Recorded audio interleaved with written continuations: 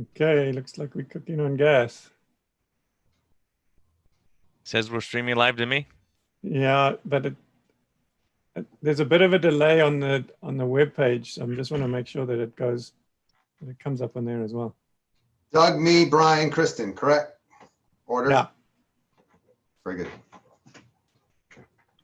You're muted again, Brian. Kristen, Brian. Kristen will go first and then me. Okay.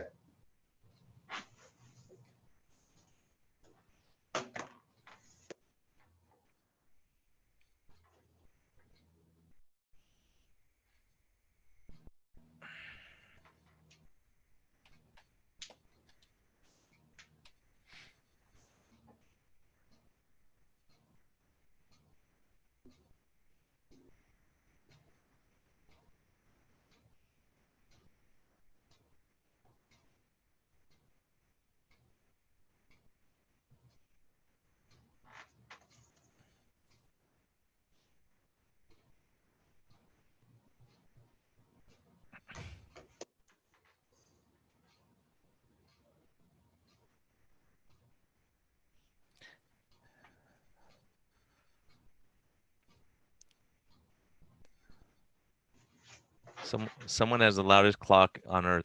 Who is that? Oh, it's Doug. Can't be me, I'm muted. Probably me. Tick tock, you hear? Wow, you can hear that. I don't hear it.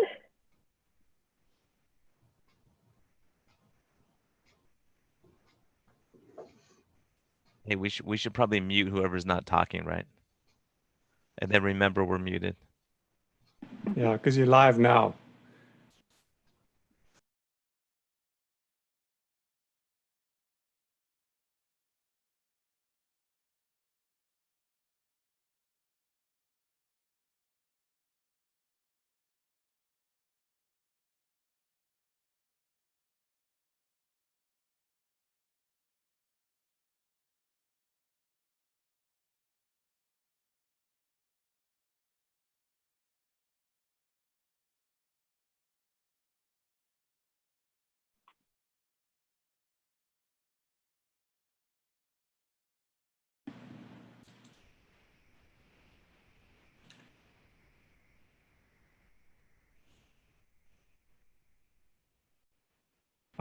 It is live.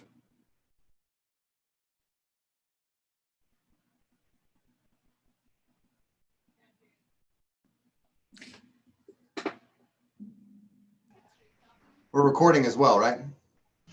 Yes, it's going to be recording as well. So I've just seen that it is live on the page now. But I see that I had to refresh my screen. So Pam, could you just type in the text, in the question marks there that, yeah.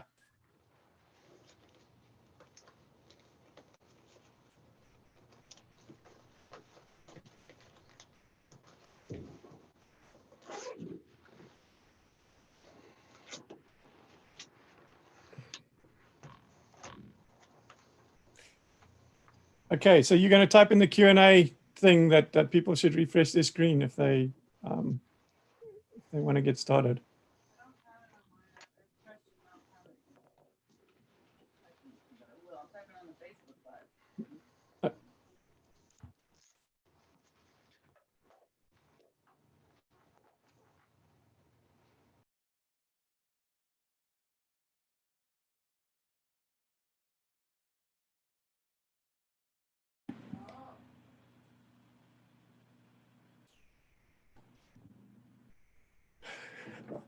Okay, everyone.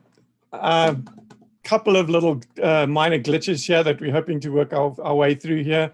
But welcome to everybody that's joined us here. Dr. Brian Lenskes is with us with Dr. Kristen Bayer and Jeff Cotterman, who is the owner of Tri-Systems and the president of the National Association of Sports Nutrition. And Dr. Brian and Jeff basically started our low carb San Diego local meeting a couple of years ago. And it was going great guns until the COVID thing hit. And then we obviously haven't had one since then. And we've been threatening to do something virtual and just never done it until now. So this is it. But since it's streaming, we thought, okay, well, we might as well make it available to everybody. And one of the things I'm hoping, when we first started that, I was really hoping that we could let that serve as an example of how to do a local meeting, and hopefully spawn a whole bunch of other local meetings in towns and cities around the country and even around the world. But that never really happened. But maybe this will serve as some kind of motivation for people to go back, and once they're allowed to go and have live meetings again, that they can go back and get something going in their town or their city. Because I know that the camaraderie and the socializing that happens at these meetings once a month is actually pretty special. So I would really encourage you all to do that. So I was talking about Jeff. Now, Dr. Brian Lenskes came to our meeting back in 2017. He'd already been trying keto on himself at that point and was finding success, but he didn't really have the confidence to take it to his patients, didn't have the feeling that it was totally legit, as he puts it. But having been at our conference, it was like he came away from there being all inspired and saying, wow, okay, this is for real. And as his patients, he didn't like go and preach to his patients, but as they asked him how he was doing so well, he started telling them about it. And if they were interested, he would start teaching them about it. And he's had spectacular success with that. But what he also did was reach out to a couple of his friends. And one of them was Jeff Cotterman. And basically he said to him, dude, you're doing everything wrong. It's not all about carbs. And spent a long time on the phone with him, eventually convinced him to at least look into it. And my hat's off to Jeff, because he did. He went and he did the research and he looked at it and said, wow, this is actually right. And he's then, since then, gone and rewritten his entire program, his entire training program. And in the process, we've also become friends with and in a working relationship with Dr. Ben Bokikio. And he's coming with this whole high intensity, 15 minutes twice a week concept, which that if you do it in a very specific way, that activates the same metabolic pathways as the ketogenic diet does. So it makes a fantastic adjunct to the diet when the two are done in parallel. And so his training program now incorporates a complete about face on the nutrition side, and introducing this concept of high intensity training to also help address your metabolic health. And he can talk a little bit about the training program that he has about that. But what we also did was last year at our event, Restore Health, the company that had an online health training program for companies, asked us if they could do a ketogenic version, because they were really excited. And so we actually have gone and done that as well now, but it incorporates all our nutrition stuff from the Keto 101 training course that I wrote that's on our website. And they've just turned that into a fantastic course, like video series course. It's brilliant. And then on the exercise part, we incorporate the Dr. Ben's training philosophy on the exercise side. And in fact, the coaches that are training people in this new thing that we've literally just launched a couple of weeks ago are actually go through Jeff's NASM training. So they basically keto specifically trained sports trainers who are actually coaching the people on this nutrition course, which is really cool for anybody, but specifically for doctors who are, it's now a tool for them. Once they convince their patients that they need to do this, here's a tool for you to help you, somebody to hold your hand and teach you how to do this properly. And I know Dr. Brian's got a couple of his patients actually that are kicking the tires at the moment and doing a test drive of this thing. And I know at least of one of them who's very, very happy with it. So that's been good news. Anyway, that's my little piece. Normally I stay out of these meetings, and because it's run by Jeff and Brian, and I just pitch up there to show my support for it. So I'm going to hand over to Jeff now, who's going to run the rest of the meeting.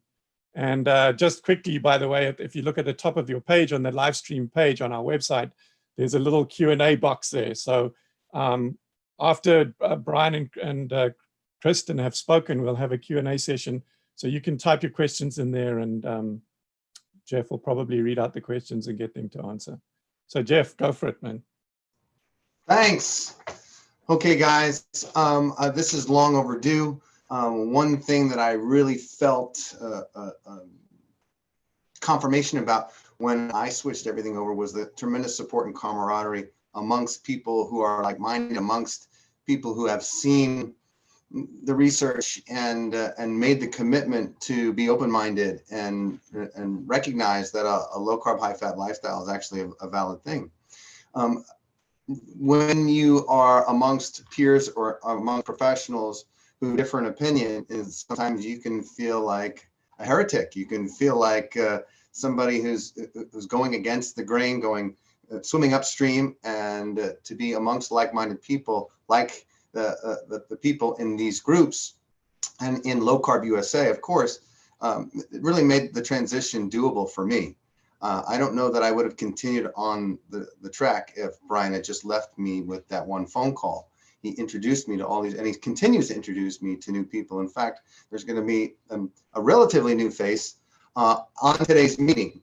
So we started this monthly small group, kind of San Diego local group meeting as a kind of an outcropping of doing a seminar that we started in our church. Brian and I did this in our church, and most of the people watching probably have either been to that seminar or been to a low carb conference, and the excitement and the camaraderie is extended in monthly meetings, and we're going to try to do these every month. We really haven't done a meeting since the whole COVID-19 thing, and now it's time to start to get back to normal. And so if you like this meeting, and even if you're just seeing a recording of this meeting and you're not able to do it live, I want you to mark on your calendars July 11th. We're going to have another meeting, and God willing, it will be live. It will be just like our past low carb SD meetings with a lot of your low carb celebrities. Doug will be there, Pam will be there, and the two that we're talking about today, the two that we're introducing today, will be there to sign autographs and get photos taken, and you know, and to say hi. So without taking up any more time, I want to introduce to you a new San Diego face, and she is part of something that is contemporary, something that we're kind of officially debuting to the low carb SD group. And I think they're going to get into a little bit of their background. I am going to introduce Dr. Kristen Bear first. She's coming in from what I remember, she's coming in from Chicago, and she's a San Diego convert. She's come to the land of milk and honey to do good things without the milk and honey. But Dr. Kristen Bear, why don't you, for those that don't know, and those that have been living in a hole and don't know what she's doing with Dr. Brian Lenskes, I'm going to let you take the stage and tell us what's going on. All right, thank you for the introduction. Hi, everyone. Jeff said I'm Dr. Kristen Bear. Just moved to San Diego last week, and I have received such a warm welcome from so many San Diego natives who are offering to show me around and introduce me to other people in the low carb community here. So big thank you. And as Jeff alluded to, Brian and I are very excited to be opening a new practice. July 1st is our target opening date. We'll be doing direct primary care. And also we will have a specific metabolic health and medical weight loss program as well. So those who are not familiar with direct primary care, it's a membership-based model where you pay a monthly fee and you have unlimited access to myself or to Brian through text message, video conferencing, in-person appointments, and all of that. So we kind of sidestep insurance. It doesn't replace insurance for catastrophic reasons, but when you come see us, there's no surprise bills, there's no copays, there's no hassle of having to bill the insurance company. So it's the new wave of medicine, and we're very excited to get started and serve the people here in San Diego.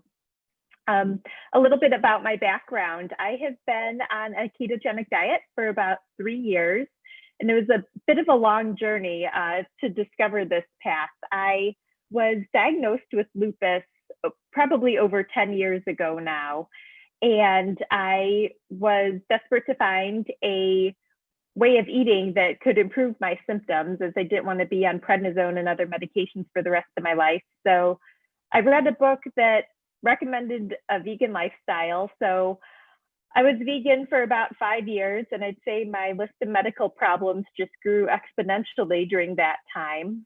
Eventually, I found the work of Rob Wolf and transitioned from a vegan way of eating to paleo, which a lot of my symptoms did improve, but throughout the time I was vegan, I had developed anxiety, depression, gastritis, and debilitating migraines. So also a B12 deficiency. So paleo really helped with a lot of that. I weaned off of my anxiety and depression medications, my B12 deficiency resolved, but I was still not feeling great. And my biggest concern at that time were migraines that were absolutely debilitating and occurring almost daily. With the aura, I would black out, I had very severe nausea and vomiting.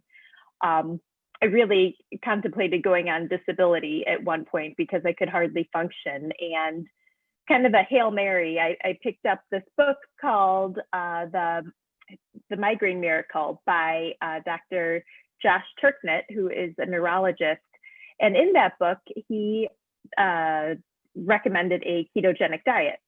And that was really the first time I had ever heard of it. And I did a lot of research on my own before I started, because I had been taught high cholesterol is bad. It's going to give you a heart attack. You can't eat saturated fat. And once I dove into the literature that was available, I realized, there's something else going on here. I think we're missing the big picture, and saturated fat isn't the demon that it's been made out to be. So I slowly transitioned from paleo to keto, and within a couple of weeks, my migraines were pretty much gone.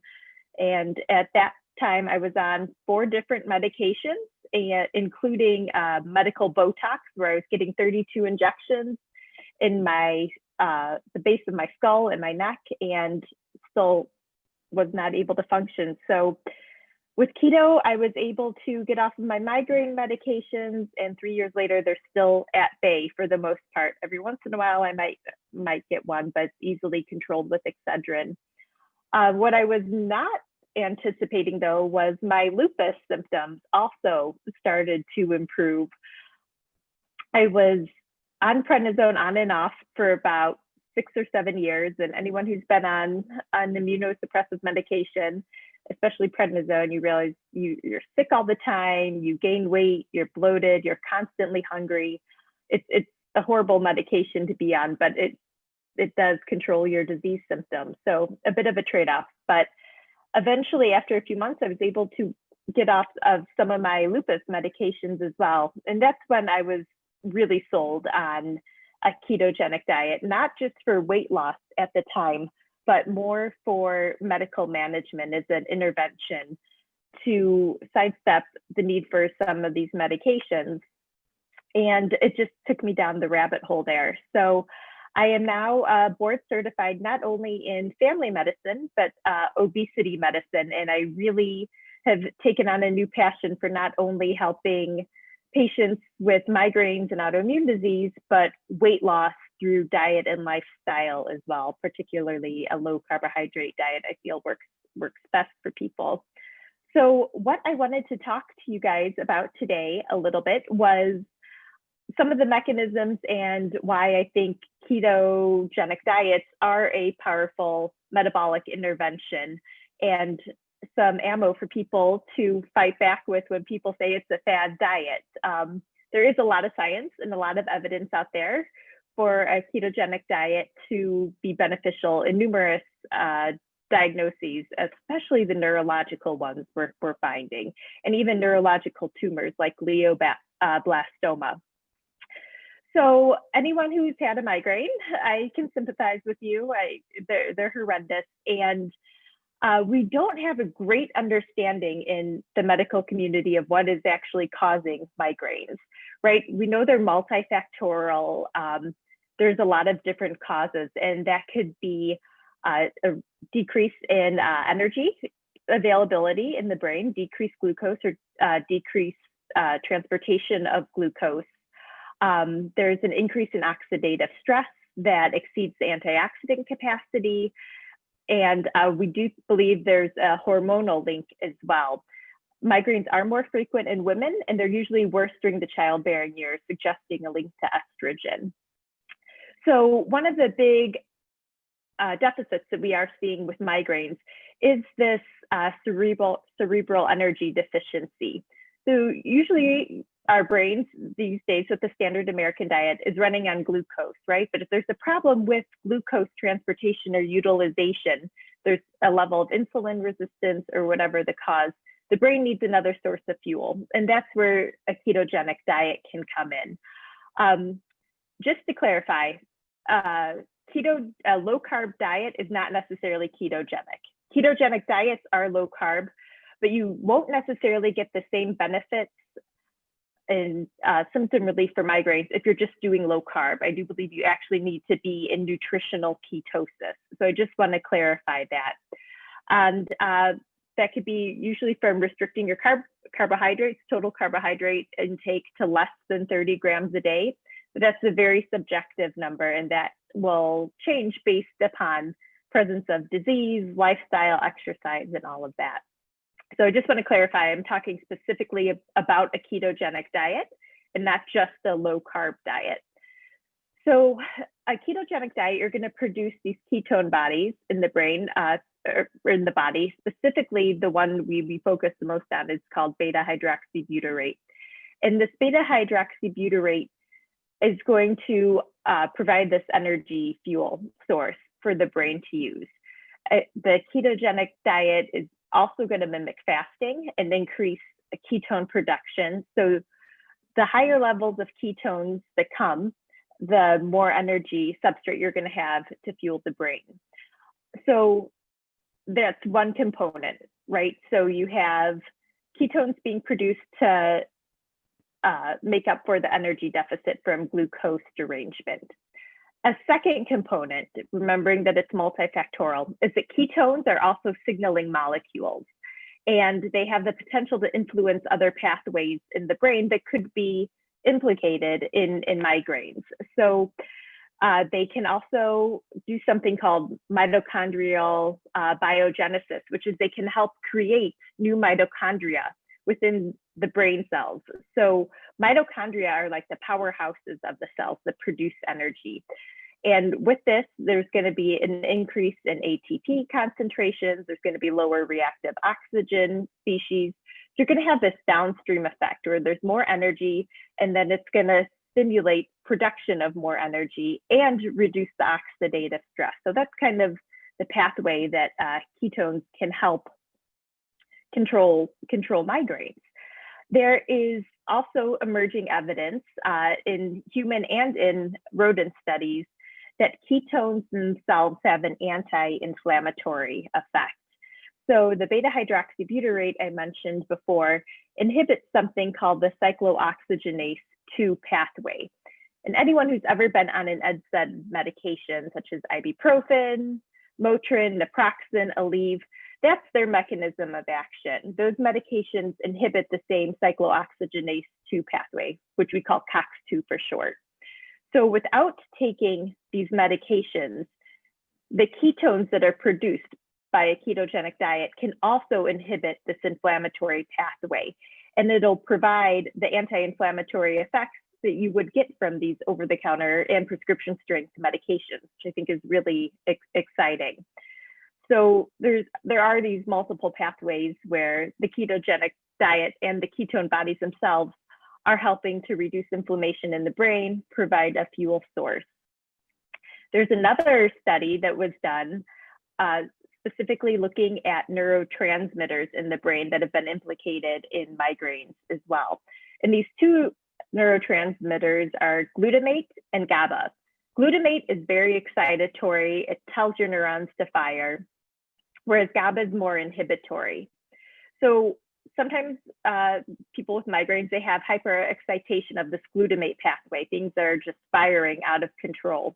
What they have found is with ketone bodies, the actual ketones, it's able to decrease the levels of glutamate while maintaining the same levels of GABA in the brain, which has an overall inhibitory effect, which can decrease the threshold or increase the threshold for developing a migraine. And further research is definitely needed to determine if it's the ketone bodies, if it's the reduced carbohydrate load, or if there's a specific mechanism involved, or if we can just take exogenous ketones to get the same effect. So there's still a lot of research going on, but that's kind of the background of how a ketogenic diet can help with migraines and other neurological diseases. With my personal experience, if I am off of the ketogenic diet, if I have a night out and go off the rails, I am almost guaranteed a headache the next day. So it's not something where you can be ketogenic for a while and then kind of come and go. That might change with age. Like I said, there is an estrogen connection. Maybe in the post-menopausal years, there will be more flexibility. But I do want to make it clear that it is something that does need to be maintained to get the benefit. And then that kind of ties into the next segment I wanted to talk briefly about, which is autoimmune disease and a ketogenic diet. So again, autoimmune disease, we don't know the cause, right? There's multiple theories. There's many, many different autoimmune diseases out there. What I have researched the most is lupus and MS and a few type 1 diabetic interventions with the ketogenic diet. But because we don't know the exact mechanism behind autoimmune disease development, there are some theories out there. One of them is something called a leaky gut, where there is breakdown in the barrier of the intestines, and the molecules from food that you're eating leak out and activate the immune system, causing it to go haywire, and for your own immune cells to attack your own body tissue. There's another theory that it could be triggered, autoimmune disease could be triggered by specific bacteria, viruses, or medications. And it's usually found from genetically susceptible people. So it's kind of, you're born with the loaded gun, and then one of these assaults, the infections or drugs, pulls the trigger. There's also a good deal of research that autoimmune disease runs in families. So there is likely a genetic component as well. Similar to migraines, very multifactorial.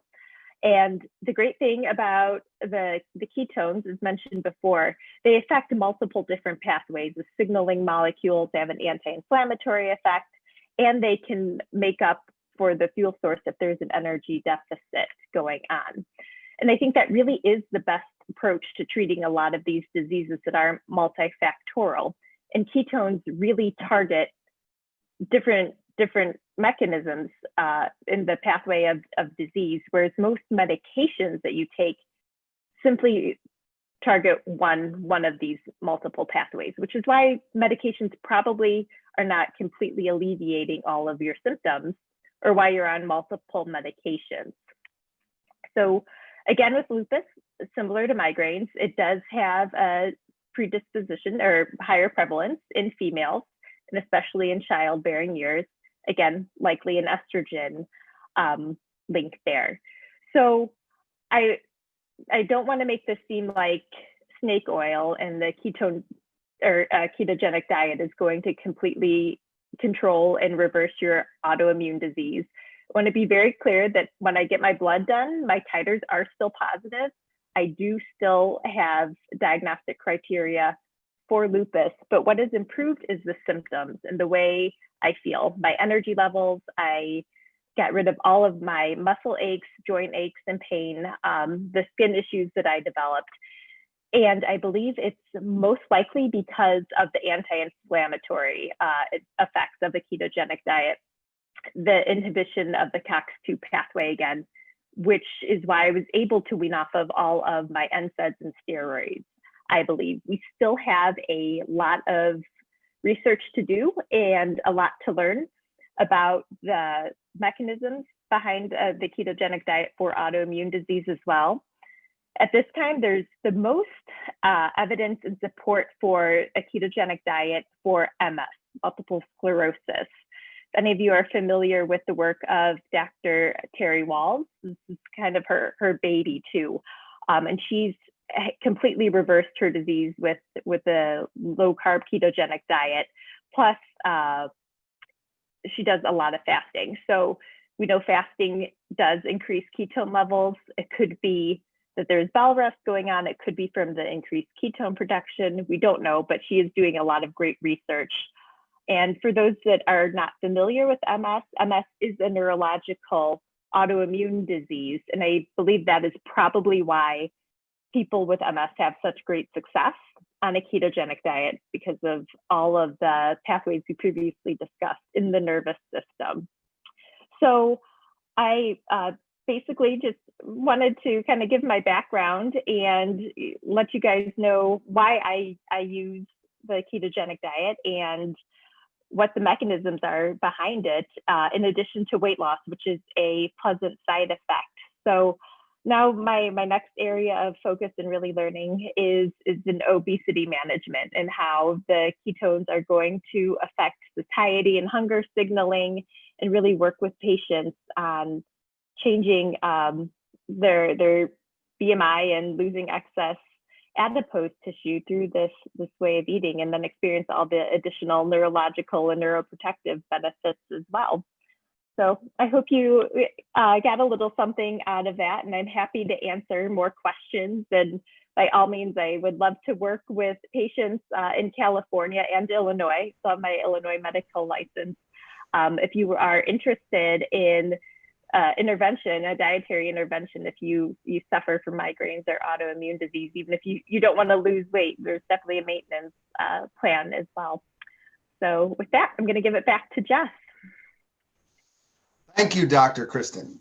Okay, so very interesting, lots of information. If this is any testimony to how our meetings are going to go, I'm really excited for the rest of 2020, 2021, because we have 89 people watching us right now. We usually have between 40 and 60 people packed into the Tri-System Center, and I'm happy that we've got some people. We're getting up to 90 now, 89 people watching. That's great.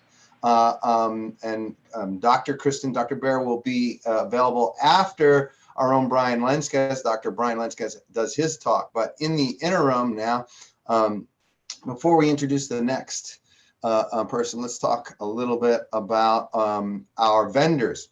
Just quickly, Jeff, this thing is playing out live on YouTube and Facebook, and a couple of other platforms as well, even on Vimeo itself. So there's a whole lot more than 90 people actually watching it. That's just 90 on. What's the total? I actually haven't got a total number, but it's a lot more than 90.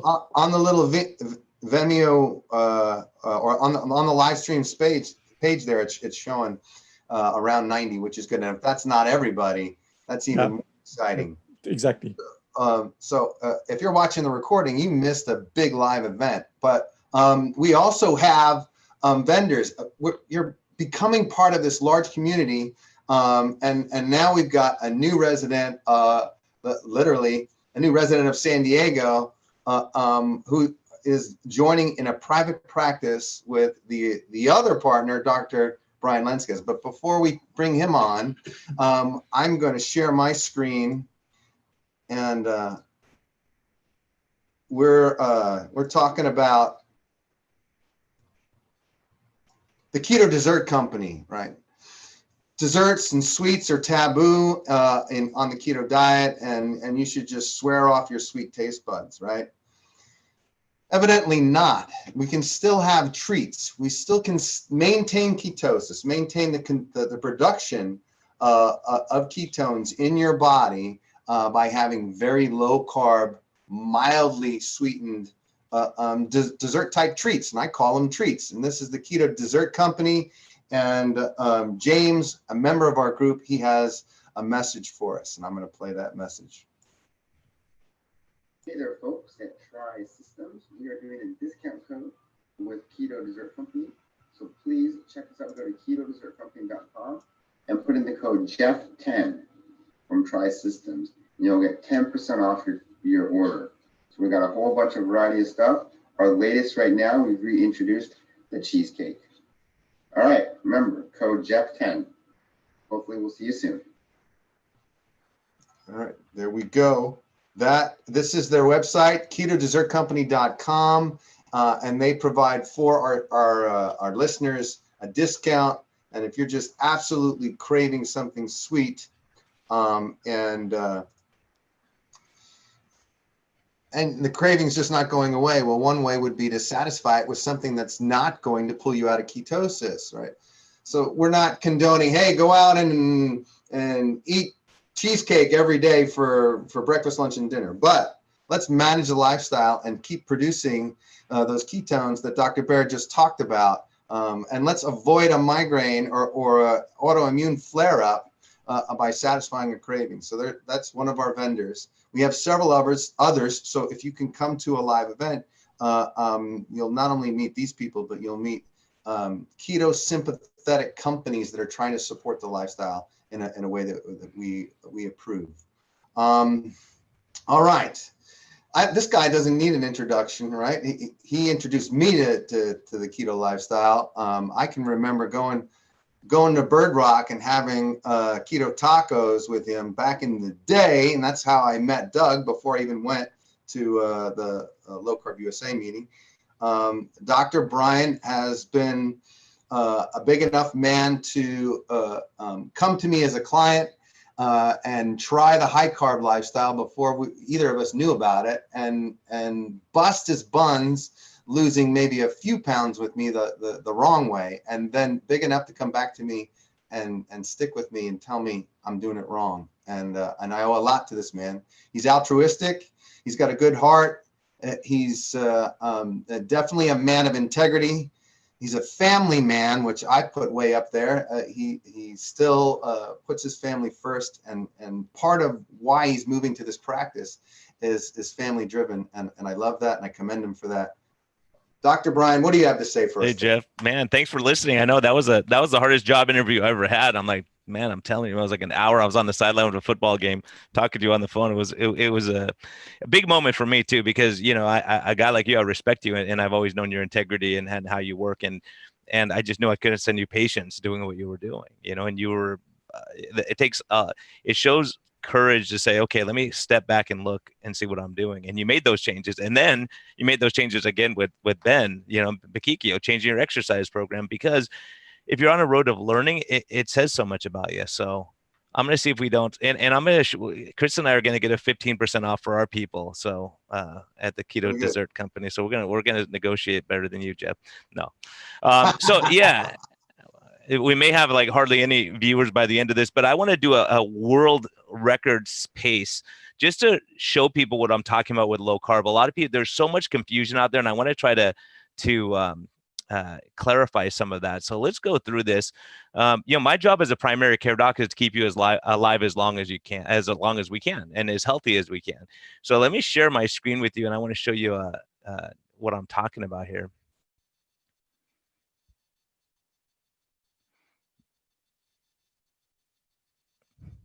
So, you know, the short-term thing, we're all talking about this COVID. It is what's concerning everyone. And my job is to say, okay, how do I keep you alive and the longest? In the short term, okay, we're looking at COVID. You know, when we talk about my disclosures, I don't have any really, other than being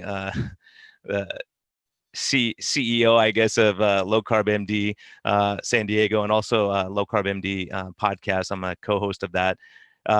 basically we did that on our own dime. We paid for it, and we were funded by Patreon supporters. A lot of you are out there right now, and we appreciate that greatly, because we wouldn't be going anymore. So longevity, what's the key to longevity? A year ago, I was at a conference, and who's there? Ben Bickman from BYU, one of the head researchers on longevity and health. And I said, well, and I had him all to myself. I'm at the gym, and it's me and Ben. I go, hey, Ben, can I talk to you about shop? And so basically he goes, Brian, that's it. I said, how do I live a long, healthy life, Ben? And this is part of the reason he was a huge part of me leaving my practice that I was in for 17 years, doing well financially. But the point was, I wasn't happy. I was working too much. So I said, hey, Ben, what's the secret? And down here, we'll skip down. Insulin resistance we're talking about. This is what Kristen was talking about in her talk. And just understand that inflammation is a huge issue, right? So he says, Brian, look, don't work yourself to death. Don't be stressed out working, 24 hours a day. And I'm like, oh no, okay. How many things do I have to do? He said 5. I'm like, okay. He said, get enough sleep. And I was like, oh, great. I'm driving from East County every day across Mission Valley, which is about half an hour drive going that way in traffic if I don't leave at 4:30 or 5 in the morning. Then he says, okay, don't smoke or drink to excess. I'm like, okay, I'm pretty good with that. And then he says, exercise regularly, like what Jeff's talking about, and then watch your diet. Eat real food. Don't eat processed food. He goes, that's it. Don't get hit by a truck. Don't have bad stuff happen. So you think those 5 things, how many of us, like people listening right now, say, uh-oh, I'm doing well on this one, but not this one and this. So that made me reassess what I was doing, because ultimately I was a hypocrite, because I was telling people, don't stress, don't work too much, don't work yourself to death. And I was doing the same thing. I was on a treadmill going too fast. And a lot of us feel that way. And Kristen and I, when we met, we were both lamenting the same problem, is that doctors are abused. And we died 10 years before most of our patients. That's the stats. So you could literally work yourself to death. And I think I was on that path, to be honest with you, even though I'm working out, doing what I have to do. That constant stress of running around and preparing for the next week, trying to catch up from the week before, it's tough. So a lot of us, that's one thing I would really say look at, because all these things do tie into COVID, and so Jason Fung, who's a friend of mine, says it's insane to treat a metabolic disease, meaning diabetes, hypertension, all these things with a drug. It's lifestyle. And Ben Bakikio, who's one of my favorite people on earth, one of the nicest people, he was talking about this. And everyone knows I laughed at him when I first heard about this 15 minutes of fitness, and I thought it was garbage. And then I worked out with him, and I was like convinced. And I saw what happened with Doug and so many patients of mine that I've sent to Jeff that are doing great, because he's doing that aspect of it, and he's doing a great job. So Western medicine, let's throw a drug at everything. And that's the problem we're in right now. We say, oh, you have high blood pressure, here's a drug. You have diabetes, here's a drug. You're obese, here's 3 drugs for you. Here's one for that. Here's one for your rheumatoid arthritis. And all of a sudden you're on 30 drugs. So this is a simplified view. I'm going to steal Jason Fung's ability to try to explain things in a simple way, and hopefully this makes sense. So if we think of the train, when we see the train, I want you to know that's your liver, which is our backup battery for sugar. You eat too much sugar, it stores on the liver. I mean, too much sugar, it's going to store on your train, and you're going to see people are sugar, pushers are insulin. The question is, how much sugar can your body hold in the bloodstream at one time? The answer is you could have 1 tablespoon. That's it. 1 tablespoon in your bloodstream. That's not very much. So that's about 4 grams. Liver glycogen, about 25 or 30 teaspoons, about 100 grams, 120 grams. Skeletal muscle, someone like Jeff, he can hold a lot in his skeletal muscle. So guess what? He can get away with more carbohydrates than I can. So that's about 100 teaspoons. So in California, we want to be cool, and we say, I'm healthy. What'd you have for breakfast? Acai bowl and fresh orange juice. Oh, really? That's 42 teaspoons of sugar. You've already filled up your bloodstream. You filled up your glycogen stores in your liver, and now you're working on your skeletal muscles already. Now, and that's assuming it was empty, which it wasn't. So then you have hamburgers, fries, soda, and just a regular shake, not even a large shake, 68 more teaspoons. Now you filled up all your stores on 2 meals, which are terrible meals anyways, all processed foods. So this is what we're talking about, the train, because people always say, oh, ketogenic diet, you're going to kill yourself. Look at these. Everyone would say that these are pretty healthy for the most part, or standard American diet. You look at sodas, this is the biggest thing we're fighting with metabolic disease. Going onto the campus, we're going to have a fight, right, Kristen? Because we're going to try to tell the students, look, here's what you're ingesting. When you're stressed out and you drink 5 Cokes a day, and then, it plays a huge role. That inflammation also plays a role in depression and anxiety. The biggest enemy of the college is going to be stress, and kids are out of their environment. Everything's on them, and they have to work hard. So this is what we have to work on. This is a huge factor. So getting back to the train. So here's your train, comes in the morning. There's no one getting on the train. Why? Because all night people have been getting off the train. So now it's easy. We could social distance. We don't get in trouble, right? Because there's 3 people on the train. Why? Because you haven't put anyone on the train yet. No big deal. Now everyone's spaced out. Now you get to your next stop. Now you have 110 people. You have 100 seats. So you put 100 people in the seats and 10 people stand in the aisle plus the other 3 guys, right? So now we have a problem. We're starting to get full. So then we go to the 3rd stop, and this is what it looks like. Why? Because we're eating tons of carbs. The people are sugar, remember. So what do you have to do? You have to hire these guys. Who are these guys? They're the pushers. The pushers are insulin. So what insulin says is, your train is full. We got to push more people on, and we have to pack that train as much as we can. Otherwise, all these people cannot stand there. Why? Because you only have 1 teaspoon of sugar in your bloodstream. This is well over a teaspoon that we're looking at, thinking, your body starts freaking out. So where else can it put it? Fat stores? Sure. Can it put it in muscle? Sure. If you're working out with Jeff, it's going to put it in there. Doing that kind of workout really makes your body sensitive to insulin. So you can get rid of that sugar a lot easier. And I'll give you an example of that with a friend of mine, Sean Baker. Another guy I thought was nutty. And I think that's the point. You have to have an open mind and look at the research, and you have to assess what's happening clinically. And I think a lot of us miss out on that because we say, this is what I was told. I'm always going to believe this. So that's one of the things with the podcast is we've been able to interview people from all areas of medicine and to hear what their clinical experience is, right? And like Kristen says, you feel like it's a snake oil salesman sometimes because there's so many things that benefit that it's embarrassing. Like you don't want to sound like you're a one-trick pony type thing, or that you have the cure for everything, because it's not a cure for everything. But when we all work together, we can make some great things happen. So this is what the ADA's recommended diet has been traditionally: 21 teaspoons of sugar. That's trouble. That's your first meal of the day, and you're already worked. So these are each scoops of sugar, that are in each of these things. This is 1 piece of toast with no butter, pure apple juice or orange juice, about the same as sugar content. You think, right? So then we say, well, don't worry, doc, I just have brown rice. Okay, hopefully you can move these boxes and covering those sugars, but there's not much of a difference. When you talk about white rice, white bread, brown bread, they're loaded with sugar. So people say, well, I just eat natural stuff. Okay, look at how much sugar is in that. Now, if you had broccoli for breakfast or eggs, you have 0 sugar going in your system. What does that mean? Your train's not full. What do we not want to do? Have a full train. Why? Because all those things that Ben Bickman were talking about raise insulin level. He's basically saying, keep your insulin as low as you can, and that's how you survive. Why? If you take Army Rangers and you sleep deprive them, and these are the fittest of the fit, their insulin goes crazy. They get insulin resistant right away. Why? Because all these things have an effect that the hormones play a huge role. So being stressed, tense, hating the world, all those things raise insulin levels. And guess what? COVID, one of the biggest risk factors for mortality, dying of COVID, is high insulin level, metabolic disease. So this is what we're talking about with a low carb ketogenic diet. This is morning rush hour, right? Now you're having heart healthy oatmeal and you're putting some brown sugar on there and some honey, and then you have some orange juice. This is what it looks like to your train. So your train says, I'm loaded first thing in the morning. So guess what has to happen? Your insulin has to go up to get rid of that. So when we give people insulin, we base it on how much sugar they're eating. So the question becomes, well, if I don't eat sugar, how much insulin do I need if I'm a type 2 diabetic? And I'll tell you a story. My neighbor, who's a good friend of mine, he brought his sugars down from 500. Now he's running 73, 74 all the time, from 500 in 3 weeks.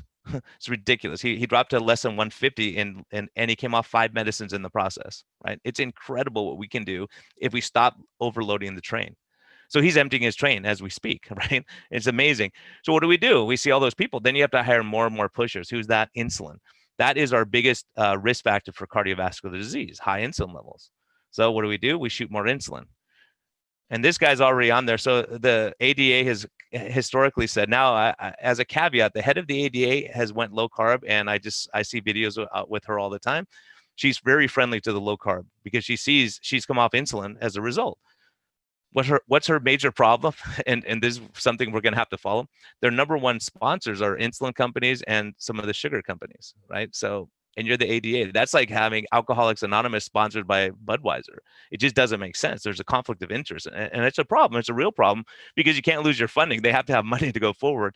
So now actually I think they're reaching out to people more to help out. And guess what? I'll help them out if they stay on the right track and they're doing the right thing to help our diabetic patients, because this is our biggest catastrophe in medicine. This is why Medicare is going broke, metabolic disease. And this is why Kristen and I are doing what we're doing, because we can make an impact. Because what happens is if you shoot insulin in all the time, your train is full already. So where do you put all the sugar? This is your blood vessel, by the way, here on the train track. You put them all on the train. The train, now your liver's full. Guess what this is called? Fatty liver disease, precursor to diabetes. A lot of us have that. I have patients that have had chronic liver pain, and all of a sudden when they go low carb, liver pain goes away. Why? They're not stretching the capsule anymore, right, of their liver. So this is a huge problem, because Western medicine always says, hey, eat whatever you want, eat all the sugar you want, we'll give you more insulin to get rid of it. It's not magically disappearing. And this is something Jason Fung talks about, and a lot of the experts in the area say we have to change this problem. Again, basmati rice, people say, I'll just have some rice, 10 scoops of sugar in that, 1 cup, right? And then you look down here, bananas, 6 scoops of sugar, right? So many of us are struggling trying to lose weight and say, I just have a banana and some oatmeal and honey for breakfast. Like, that's all sugar that you've loaded your train first thing in the morning. If they had eggs, look here, eggs and broccoli, none, as I've said already. So how do you solve the problem? You could have more trains. You could be like Jeff and have a lot of muscle tissue, so you can get rid of extra people, all the extra sugar, or you could get really fat. And I'll tell you, I'll give you an example of that. You could have fewer people waiting, less sugar intake. You have fewer stops, time-restricted eating, which works also. Some people eat more carbs, but in a time-restricted area. We've all been told you have to eat breakfast or you're going to die. Wrong. You have to eat 6 times a day to keep your sugars balanced and to keep your metabolism. Wrong. There's no data on any of this. As a matter of fact, we have solid data that eating less frequently, people do better. You can have more people getting off the train. That's what Jeff and Dr. Ben are talking about. Take people off your train, because when you're working out, that, like I've already said, that muscle tissue can hold way more sugar than your liver can. So what your body's going to do is transfer that sugar over to your muscle and store it in the form of glycogen, right? So you're getting rid of liver fat. And we could talk more about that in the question and answers. I would love to, because there's a ton of data, and I have personal experience with having a 24-hour glucose monitor. I'm flying through this just because I want to get to the point of the talk, but I want you to understand what I'm talking about from a metabolic disease standpoint. So will hiring more pushers fix the problem? No, you've already looked at the train. It's covered with people already. So we're saying, let's just hire more and more people to shove more people on top of that train that can't function anymore just because there's so many people on it. This is Jeff. He's become a friend of mine. He was here visiting in San Diego. I believe he was 580 pictures. After a gastric bypass, he was 679 pounds, right? And he talks about this publicly. He was a guest on our podcast, and I would highly recommend listening. The point was, even at 679 pounds, he never got diabetes. If being fat gives you diabetes, he should have had diabetes 30 years ago, right? But the point was, his train was massive. He could just keep putting fat away. So this is when they say, oh, someone died of COVID that was healthy. They could look thin and be metabolically sick, especially in the Asian population, Indian population. So just because someone looks good, I have, well, I did before I left my practice, but I had 12 men less than 160 pounds with type 2 diabetes, right? I have personal friends with diabetes that weigh less than 150 pounds. Why? Because they have no fat. They have no fat train. So once you run out of places to put the sugar, the only way to get rid of it is peeing it out, and that's diabetes. So Jeff is now less than 300 pounds, 280 pounds on a ketogenic diet after failing a gastric bypass. So don't let anyone tell you that gastric bypass is the only way to go, because people fail it. Obviously, I've seen it my entire career. This is Jeff now. We went hiking in La Jolla. Look at how, don't be jealous how nice San Diego is. We're blessed to be here for sure. But this guy couldn't have gotten to this place a year ago. He couldn't have gotten in the car to get here, so that's the point. So here you go. Here's the other stuff we're talking about, metabolic disease. The workers are HDL cholesterol. They're good people. They're fixing the tracks. When it's broken, HDL fix it. Train tracks are your blood vessels. The big train is muscles. People who can't get on the train are triglycerides. So when we start seeing triglycerides go up in your bloodstream, what does that mean? That means your train is full. That means you have metabolic disease. Now, when you have a lot of people there, it's like really bad, because a lot of people can't get on the train. So I know your insulin is going to be high. I know your HDL is going to be low. So this is the fatty liver disease. This is exactly what we're seeing. So when you see HDL in your bloodstream sitting there happy, that means everything's fine in the system. The train tracks are working great and you don't have to fix them. So now that big heavy train went by with all those people on it. Now there's damage. So these guys are out repairing it. So there's 3 less guys at the station. Your HDL went down a little bit. At the same time, your triglycerides are going on because all these people can't get on the train because it's already overloaded. So when it looks like this is a sign that you better stop drinking soda. Why? Because your HDL has dropped like crazy, because we're looking at the station, which is the bloodstream, and there's hardly any HDL anymore. Why? Because your system is extremely damaged with metabolic disease. How does this tie into COVID? COVID is an inflammatory problem. People are dying of inflammation in the lungs. So the more HDL you have gone, the lower your HDL, that means there's more inflammation in your system before you even get sick and you're in trouble. The other side note that people don't talk about is LDL will drop precipitously when you get infected with COVID. It drops like crazy. Why would LDL, the bad cholesterol, go down? Does that mean that's healthy for you because the COVID makes your LDL go down? No, LDL plays a role in the immune system. This is well documented. So when your LDL is too low, you could get in trouble with COVID, have a higher mortality rate. So pre-infection LDL is a marker for dying of COVID. The lower it is, the more risk you're at of dying of COVID. So maybe we should cut back on smoking and drinking and all this stuff that we're doing. Lifestyle, going back to Ben Bickman again, this is why these things really have influenced me, looking at it. And this is why we realize metabolic disease is the problem. Because Endocrine Society 2019, and by the way, Dr. Kraft said this 20 years before this, but they said, what are your biggest risks of dying of a heart attack? Cardiovascular disease, diabetes. Number 1, large amount of abdominal fat in the belly. Why? Because we're storing fat around our liver that makes our belly stick out.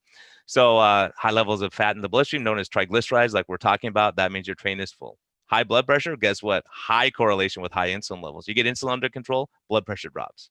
We see it over and over. I see it clinically all the time. The magic pill, right, that we talk about. And high blood sugar, right? These things are the big risk factors.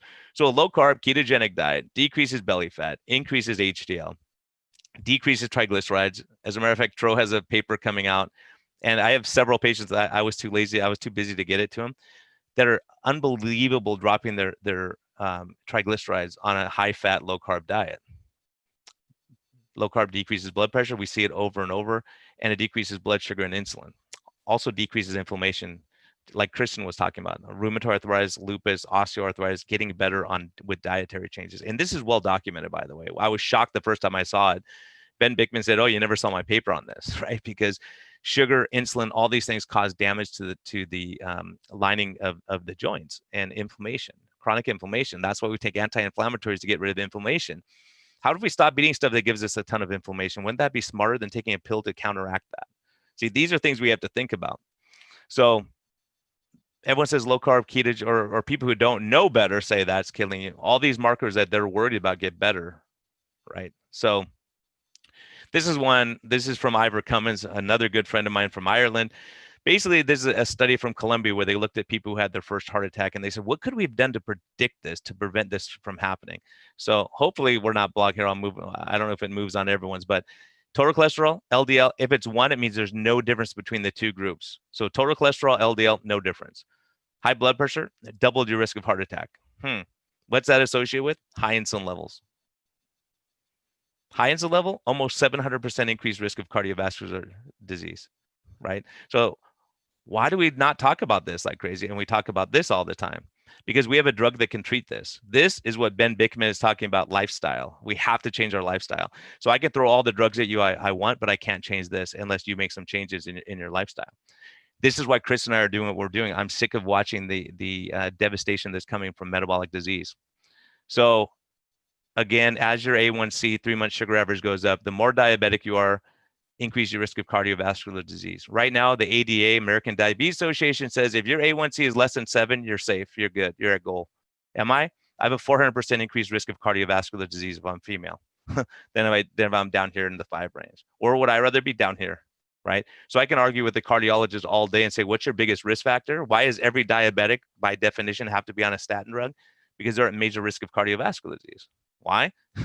Why? Why is it the diabetics? They say, well, it just is. Right? It is because of inflammation, right? This is one of the most important graphs you'll see. Hopefully it's not being covered by us, but glucose and insulin. Why is this important? The glucose is down here. So if I'm a doctor just following your insulin, your glucose level, which is the standard of care. I never checked an insulin until about 3 years ago in my practice. your sugars look normal. So you come to me right here and I say, oh, you're healthy. Everything's good. Don't worry. You're lucky. You're one of the lucky ones. But we're not looking at insulin level. So what I look at now is insulin level. If this goes up and up and up, you're in major trouble, because at some point your pancreas can make no more insulin. You keep eating sugar and it can't keep up. So what happens? Your sugar goes up. What happens when your sugar goes up? It's toxic to the pancreas that makes insulin. So your insulin drops like crazy. When you can't make insulin, your sugars go up like crazy. Now we say, oh, you got diabetes here, right? So the point is, we have 10 years to reverse this disease before it happens. We have 10 years on average. But once it happens, now you have type 2 diabetes the rest of your life. That's what they say. But is it reversible? Yes, because if we cut your carbs and we get you exercising and active, I have people that have been sitting right here on the verge of diabetes that never got it, and we reversed the ship and brought it back down, right? And brought their insulins down. This is the biggest indicator for cardiovascular disease. And this is what Dr. Kraft was saying way before anyone else in the world and all these docs. So this is really critical. Get your insulin checked by your docs, right? We will check this standardly because we know the implications of this. Because it's once we get you here, it's sometimes it's too late. Sometimes once you're here, you cannot reverse the damage to the pancreas. But a lot of times, a vast majority of times, in my opinion now, and there's data coming out on this, that we can reverse it. If you're type 2, type 1 is different. So Dr. Cyphus, in 3 days, had people go from here to here. When he first said this, I thought he was crazy. So his train was full fatty liver disease in morbidly obese patients getting prepared for gastric bypass surgery. 3 days later, here's the slides. He showed it to me because I didn't believe it. I think Doug was at that meeting. Fatty liver disease, no fatty liver disease, 3 days apart. So just tell me it doesn't make a difference. Oh, COVID doesn't make a difference. Keep doing what you're doing. 3 days, you can make a difference and make yourself metabolic. This is an immune organ also, by the way, the liver. So if you make it more functional, you're doing better. You're decreasing your HDL. All this other stuff you're increasing your HDL cholesterol, dropping your triglycerides, decreasing your inflammatory markers. So Ben Bickman's slide, when we talk about this magic pill or snake oil, insulin resistance, and he's very precise with his language, is causally related to all of these diseases. How many of these diseases do I see every single day of my life as a doctor? It's a disaster. But why not treat the root cause rather than treat all these things? Because I can give you a pill for diabetes, I can give you one for dementia, I give you one for your stroke, you had an arthritis, migraines, and all this stuff that Kristen's talking about. Or we could say, why don't we look at this and fix the elephant in the room? And this is where we see all these things getting better if we treat this problem. Because treating a drug for the symptoms does not fix the underlying cause, right? The root cause. So this is a crazy guy, Sean Baker. He's carnivore. All he eats is meat. I thought he was crazy. He was going to have a heart attack, all this stuff. He just got a coronary calcium score about a year ago, 0, no disease. He eats ribeyes, meat only, red meat. Everyone said, you eat red meat, you die. He eats red meat. He has no heart disease. He's in his mid-50s, right? And he has way more muscle. So there's his train. There's my train. My train's wimpy compared to his train. So this is my train. So I can only put a few people on my train. Why? I don't have as much muscle mass as he does. I can't get away with as many carbs. Here's his train. He can get away with tons of carbs because he can load these people on. You see how many people he can put on his train and just get them out of the station. I don't have that luxury, right? And a lot of us don't. So that's the point, is that, my train compared to his, he's put himself in that position. So what Jeff's doing, what Dr. Ben, this is why it all goes together. It's not just what you eat. Exercise does play a role. There's no doubt about it, metabolically. You can either run on fat, which is the coal, or you could run kindling. If you run your train on kindling, you're going to stop every 10 minutes to fill it up again, which is carbohydrates, or you could run on kindling that can get you from station to station.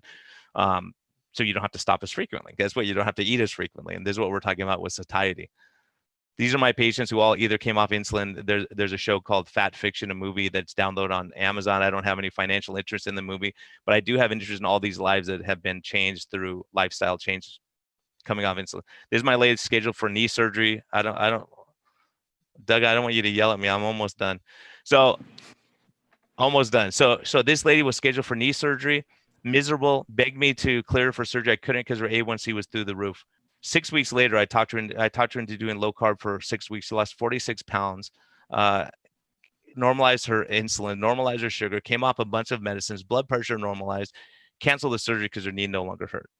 First time I ever saw that. Unbelievable. Lifestyle. So obesity, what does this have to do with it? Respiratory dysfunction, and this is the severe COVID. Obesity is related because of all these things that we've been talking about. Metabolic risk, hypertension, prediabetes, insulin resistance, all this stuff I'm talking about is exactly who's dying of COVID. Very few young, healthy people are dying of COVID. In Italy, where they got hit drastically, 0.8% of the people who died of COVID had no other. That's this little sliver. You might not even be able to see it. 99.2% of people had metabolic disease.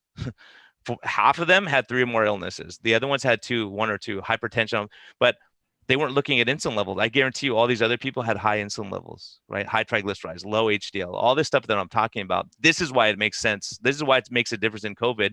Why, again, this is New York, where they had all the disasters, lipids, big problems. I mean, all these things that we're talking about, metabolically sick people. 2% of people over the age of 65 are metabolically healthy. In the United States, 88% of people are metabolically sick. Do you think Chris and I don't have a lot of work to do? We have a ton of work to do, right? Here's another one that's huge, and this is a stunner to me still. This is the death rate based on vitamin D level. So, Brian, what does vitamin D have to do with anything?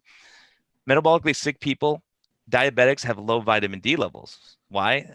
Metabolic disease interferes with the conversion of inactive to active vitamin D in the kidneys, and 98.9% of people with deficient that died were deficient vitamin D.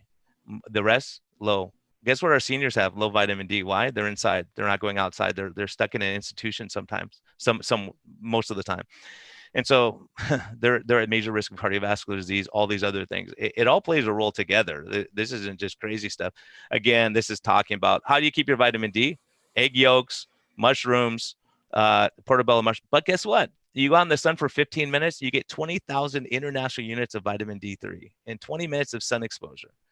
Guess what? If we did that, instead of being locked in our house all the time, we'd be better off metabolically. And again, this is talking about, men, age, sex, all this stuff in UK. But the take-home message really is kids don't die of COVID. I mean, they do, but it's extremely lower, 0.2%. But those are the cases that everyone's going to talk about to make us fearful. But you look at it, a vast majority in San Diego, everywhere else were nursing home patients. New York, totally devastated, right? How do you protect yourself? Lower your insulin level. Ben Bickman is right. Ben Bikikio is right. Jason Fung is right. Low Carb USA is right. Jeff Cotterman's right. All these things. First thing, avoid exposure. Don't do dumb stuff. Don't come out and put yourself at risk if you don't have to. Do online meetings like you're doing now.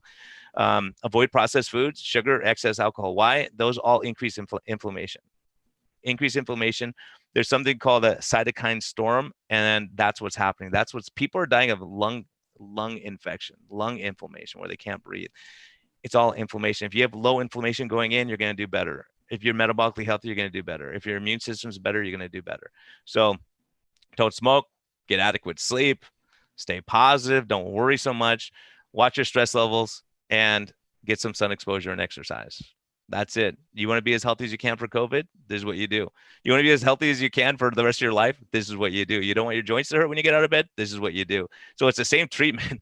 It's just saying, okay, I want to keep you as healthy as possible. So thank you for listening. And thank you for, this nice, beautiful day, for spending your hour with us and allowing us to share what we're learning. And I know it's a ton of information in a 20 or 30 minutes, but it's critical stuff, because people who are struggling with all the stuff Kristen's talking about, that I'm talking about, we can make a real impact, but the answer is not going to be rushing you through a 15-minute appointment and throwing more drugs on top of you. So I yield back to Jeff. Thank you. Thank you, Dr. Brian. That was really, really good. Can we make the screen big? Can you unshare your screen? Oh yeah, sorry about that. So we can Let's see. get back Stop to that sharing. speaker view. Yes. We're having a party here. It is still, we're still over 100 viewers, which is great live. And I'm really excited about that talk. In fact, I went into my reception area and I got my new desk prop right here. Here it is. I got my train. Yes, very good, man. There we go. There you go. I got Percy. Right. So now the little kids can even get in on this. Anyway, great talk. That also brings up the fact that, we have access to each other virtually now more than we ever did. This Zoom thing is something that was always been around, but now it's being utilized left and right. And we've got viewers in Canada. We've got viewers all across the country listening to you guys. And through the power of Zoom and other virtual type platforms, we're going to be able to help people. And you guys are going to be able to see patients. And I think we need to continue to do our low carb San Diego even virtually. There are people, when I started personal training because of COVID, people didn't want to do it virtually.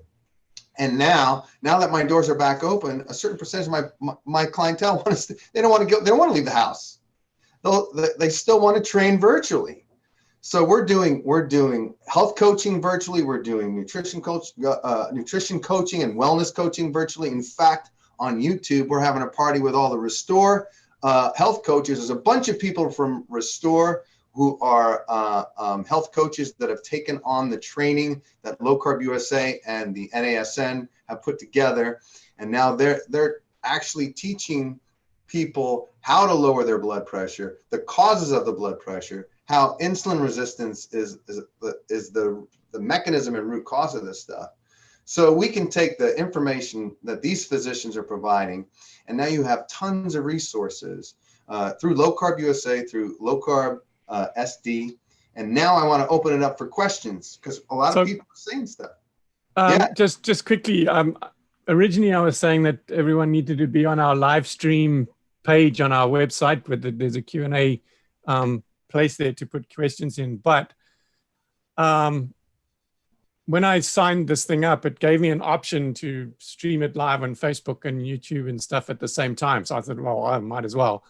But it turns out we've got, I don't know, 40 odd people on Facebook and about 40 something on YouTube as well. Yes. So there's a bunch of chats going on there as well. So we'll try and pick up in all the places, but if you have questions, type them in on one of those places and we'll try to do it on the live stream. I got live stream going right now. I've got 6 different windows open here.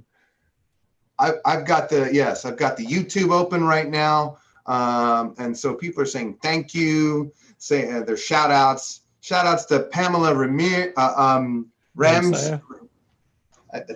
I got to put my glasses on to read all these things, right? Ramsayer. Pam, say hi, Pam. Everybody knows Pam. Ramsayer. We got people from South Africa. We got people already requesting that we continue the virtual platform and that they want more of this conversation. In fact, I think next month, our next meeting, we need to have other professionals on here to collaborate to show that we're not the only people in the world that do this. But I think we need to continue the talk that Dr. Kristen Bear opened up on ketogenesis and the brain and brain function. And we've already got on the speaker list a clinical psychologist who's on staff here at Scripps Encinitas. Dr. Sheldon Kramer would love to talk a little bit about that more next week and collaborate and put his view as a psychologist on just to kind of extend this medical talk. So I'm not going to talk anymore. I just want you guys to know that there are virtual ways to do all these programs and get connected.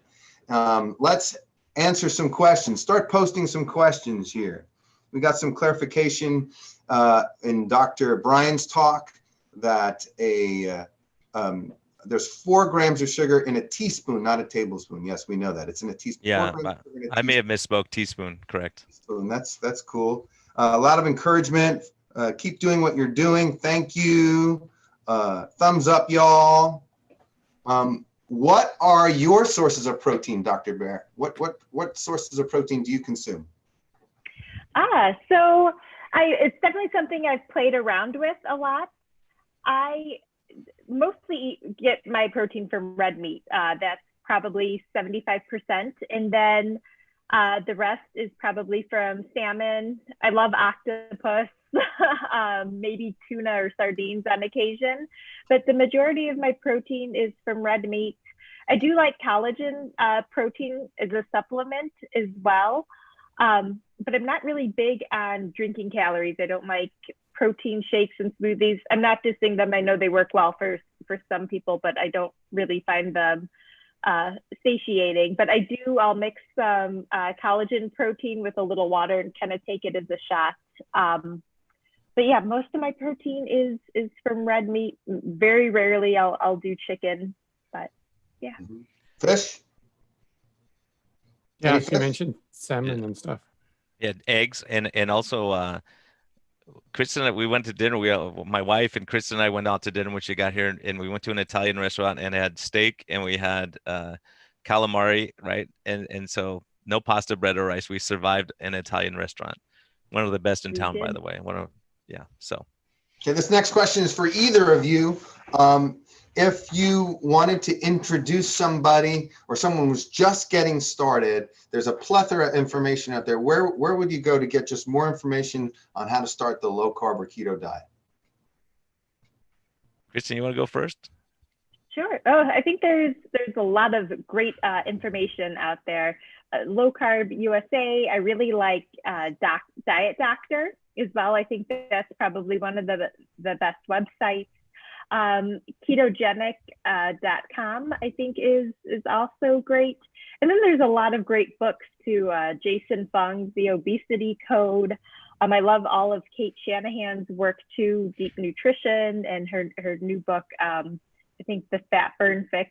But yeah, Diet Doctor is one of my top websites that I go to. There's a podcast out there. I can't remember the name of it, but there's a really good podcast. It has something low carb in it, something MD. Yeah, I can't remember. It might look like that, one of those. Oh, there we go. Yeah, I'm kind of partial to that one. Low Carb MD podcast. It's great because you can listen to a lot of people and hear different perspectives, and we try to make it so you hear patients who've had success and hear what they did and what didn't work, and the experts and what they're doing, and cardiologists and cardiothoracic surgeons and psychiatrists. And there are so many great episodes that it's good just to listen. Professor Tim Noakes was on, and all of our heroes. So I think that is a great source. Keto Mojo has a lot of great resources that they're putting on their website. A lot of our talks. Their website's been rebuilt out. It's awesome. Yeah, it's incredible. Diet Doctor is always a great source. Ivor Cummins, if you're interested in the metabolic stuff and heart disease, outstanding. The Fat Emperor podcast. There's so many great podcasts. I'm friends with all those people. Peak Human is great. Sean Baker's podcast is great with Zach Bitter. There's so many great podcasts. And as a plug to some personal friends of mine, Ariel Ortiz, basically I'm trying to think of the name of the podcast now. Life without diets. Vive sin dietas in Spanish. That's a huge deal, right? With Christian Assad. That's going to be an outstanding podcast in Spanish. Why? Because they're translating my podcast to Spanish. Why? Let's do it in Spanish with a native speaker who understands the culture, right? So that's what's awesome. There's a lot of great ones coming out, so anyway, there's a lot of great podcasts. If you look around, you'll find them all. And we talk about in the chat box, there are other people suggesting other experts. We also have our health coaches from Restore Health that can actually, wellness coaches that can actually introduce you and kind of spoon feed you the lifestyle, get you acquainted with it and go at your pace. And then Dr. Brian and Dr. Kristen have graciously referred patients to me in the same situation, in a health coach situation. The typical scenario is Dr. Brian will say, go on keto. And the patient will say, I hate keto. I don't want to go on keto. Don't tell me to do keto. And he says, okay, go to this health coach or go to this nutritionist, Jeff Cotterman. And the client will come in and say, I don't want to do any of that keto, but give me a menu. And so I'll give them a menu that's grossly restricted in carbohydrate and higher in fat, but it's not keto. We'll have them try 20 to 30 grams of net carbs a day, but it's not keto. At least I don't call it that. And then eventually we test their ketones and voila. Without going on a keto diet, they were coerced into becoming healthy and get on a ketogenic diet. Go ahead, Doug. Sorry, I was just going to say, I mentioned it at the beginning, but if people are looking for, they find this research, but they still feel like they need somebody to help them, they actually need a coach. Then first of all, the coaches are trained by Jeff. But I'll send a link to our blog post where we're talking about the launch of this new coaching program that people can sign up with if they need extra help. We got more questions coming in. Which of you, they're saying which of you, it's like, okay, pick one. Which of you could treat a woman with type 1 diabetes, 51 years old, who also has metabolic disease and is 50 pounds plus overweight? Well, actually, do you want a male or I got female? that email. I got that email from my office manager. And I said, you know what? Kristen is the obesity expert, right? I would get her with Kristen. I've had some experience with type 1s. We have a friend named Andrew that we all know here. He's near and dear to our hearts. He's an incredible story. He came off 156 units of insulin, and he's on like minimal insulin, 6-pack abs, mood's great, energy's great. He's an incredible story. I have a type 1 diabetic in my practice. I just got his A1C. I believe it was 5.4 A1C. He was 9 before. And so he's on right now. He's watching you. He's watching. Yeah. So Andrew's here. Yes, Andrew's wow. here. Geez, I'm nervous now, man. Geez, I can't see who's on. But yeah, see, so what Andrew's accomplishing is when I heard his story, I was like, oh my gosh. As a matter of fact, we met at Low Carb USA. This is the benefit of going to those. This guy, let me just tell you a quick aside, because he's there, and all these people I've been wanting to meet my entire career life are there at this conference. And so Doug says, hey, why don't you just invite him to come? So we go to this VIP dinner with all these big shots, and I'm like nervous. Nina Teicholz, all these, he meets everyone, right? Gary Fettke, Belinda Fettke. It's incredible. It was just so much fun. But to see he was like a kid, and his life changed that day, right? It's amazing what the power of community can do. Yeah. And Ben took him under his wing, and you, Jeff. So yeah, that's amazing what we can accomplish, because type 1s used to scare the heck out of me. But now, guess what? We have 24-hour glucose monitor, blood pressure monitor, all this stuff. So Chris and I will be a tag team. You're not going to get just one of us. We're going to work together and consult, because we have experience in different areas, right? So I'll be knocking on her door. She'll be we're in the same office, so we don't even have to knock on the door anymore. So it's exciting. He's actually paying it forward and getting his certification as a health coach to spread the word. And that, I mean, it's wonderful when a success story becomes an advocate and then pays it forward. Hey, here's another question, guys. Does low carb help stop progression of my high CAC score, CAC score of 1,040? Yeah, I can take that. So low carb diets definitely can help. We've seen stop progression. One thing that I really like is kind of getting a baseline before people start a dietary intervention to see what their CAC score is. I've seen, it's not the norm. I don't want to give false hope, but I have seen scores reverse, which is almost unheard of, going to a low carbohydrate diet. So yes, it's absolutely possible to stabilize things and prevent it from going in the wrong direction. Yeah, and the caveat is most of those people are going to be on a statin drug, and the issue is statin drugs will universally increase coronary calcium score. So the coronary calcium score is a marker. So the more calcium you lay on top of it, it's assuming that you have plaques that are dangerous. So it is a controversial area, and I think that's something we're going to get a lot more. There's some great studies going on right now that we're going to have some great data in the next year or so to 100%, because a lot of people get high LDL cholesterol, but they have zero coronary, like Sean Baker, zero coronary calcium score. What do you do with that, right? He's looking great and working out like a beast and doing what he does. So yeah, we have to look at the big picture, and that's what we do, is we step back and watch, and we monitor very closely. Great question from Pam, our nostalgic LA model girl, pinup girl, extraordinaire from back in the day, 19 something. So she has a question. Her A1C is normal now, but her LDLs are still high, and her Kaiser doctor still wants her to go on a statin. What should she do? Yeah, that is a good question. We do see a lot of pushback from most doctors about going on statins, and in their defense, it is the standard of care, right? The LDL level starts to elevate. What you're expected to do is start patients on a statin. And I kind of take my advice here from Dr. Nadir Ali, who is a very wonderful, brilliant cardiologist who promotes a low carbohydrate diet down in Texas. but it's all about informed consent, right? We have to discuss the benefit and risk with the patient. And the truth is, statins do come with a risk. It increases your risk of diabetes. It increases your risk of dementia. If you haven't had a heart attack previously, there isn't a whole lot of benefit in terms of overall mortality from going on a statin.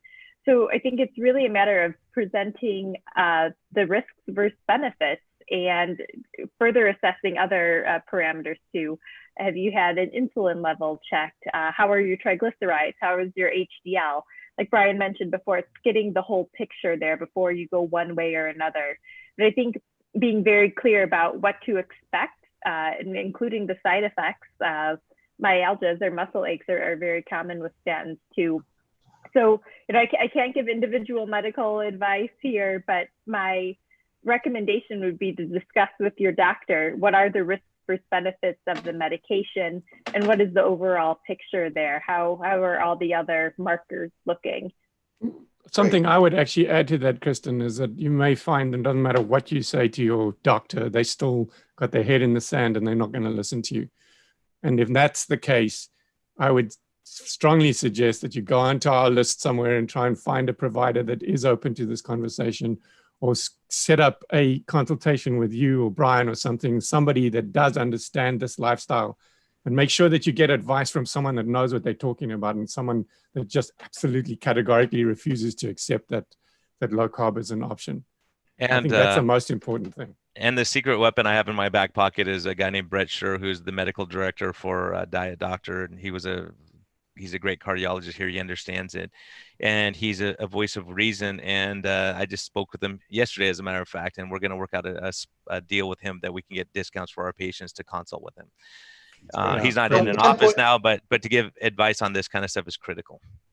So Pam put in all caps letter, I will not be going on a statin. And we've got 10 or 15 little loving the train analogy thing. I don't know, the train's a big hit. Well, if you're on tour with the train. But that's the point, is if you're not going to go on a statin drug, then metabolic health is the critical thing, right? Statin drugs are beneficial in certain areas, right? It does decrease inflammation in the coronary vessels. Guess what else does? Cutting your carbohydrates out. So Dr. Perlmutter actually did a study of reversing, this only study I'm aware of, reversing coronary calcium scores, right? High coronary to normal or very close to normal, cutting out grains and rice. I can't remember all of his intervention. Magnesium, I know was one of them. Vitamin D, I think, was one of them.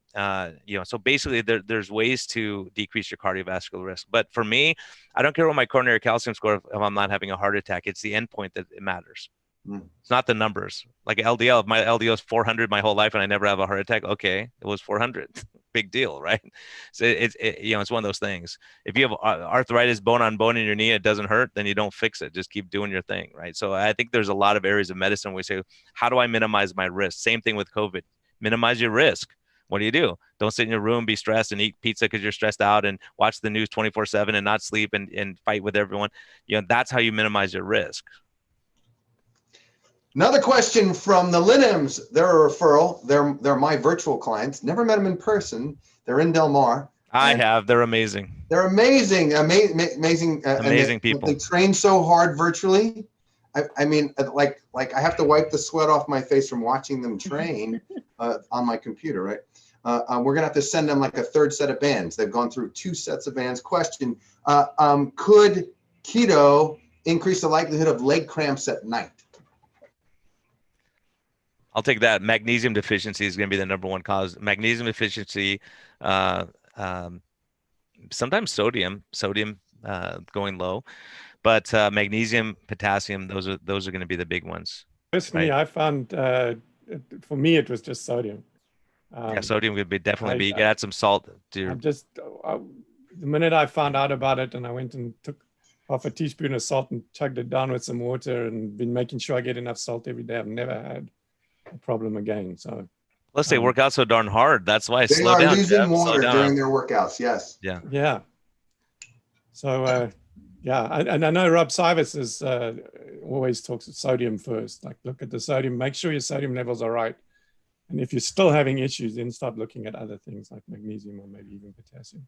And by the way, if anyone has a chance, a little plug for Rob Sivas on Keto Mojo, I know they have it on their site, is his talk in Boca Raton really led me and Kristen to do what we're doing, to realize how devastating being a doctor is and being busy and stressed and tense all the time. Fantastic talk. Fantastic talk. And it really changed my life. I sat there it stressed me out listening to the talk because I realized how little downtime I have, right? So hopefully that's changing now, right? A little bit. So anyways, it really is great. Anything by Rob, listen to it, watch it, YouTube, wherever. So yeah, there's like about 25 hours of me talking with Rob not me, Rob talking to me on our website. Good stuff. Now that you guys have more time, that means you have more time to work out. So hopefully I get to train you guys, or we get to work out together somewhere. And, yeah. So that, because we need to practice what we preach. Yeah, absolutely. I got another question from someone wanting to characterize or categorize diseases. Like, is there a place we can go to find out what the specific keto application is for a certain disease? So for instance, gout. This person has gout on the questions. Well, I haven't read the book yet, but Ben Bickman has a book coming out. Gosh, I'm blanking on the name for some reason. Someone's going to post it and say, Brian, of course, I ordered it. I'm going to get it in a week or so. But Ben Bickman's book, Amazon, he talks about all this metabolic disease stuff. And I think it'll be I know him and I know what he knows. And it's going to be an outstanding book. I will read that cover to cover when it comes. Been looking forward to it. We got a shout out from Down Under. Hi from NQ Australia. Dad Bosworth. So Australia is watching us right now. That's great. Yeah. That's crazy. All right. I think I've answered any more questions. You've got a few more seconds to throw in some questions. I'm on YouTube and I'm on the live page. Oh, where can I find docs with your way of thinking in Phoenix, Arizona? That's one that just popped in. Doug Reynolds, Low Carb USA, has a great resource of providers and docs. Hopefully, we've updated all of our information, Doug, on there. Yeah, we'll talk about that offline. Well, yeah, I mean, yes, make sure you do update that. But I think it's the most extensive list, and it's growing, and it's going to grow a whole lot more once we get this. We're working. Big spoiler alert here, but we're working on establishing a whole new nonprofit umbrella organization for low carb practitioners. And so once that happens, I feel like that list of keto friendly doctors is going to explode. I'm really hoping.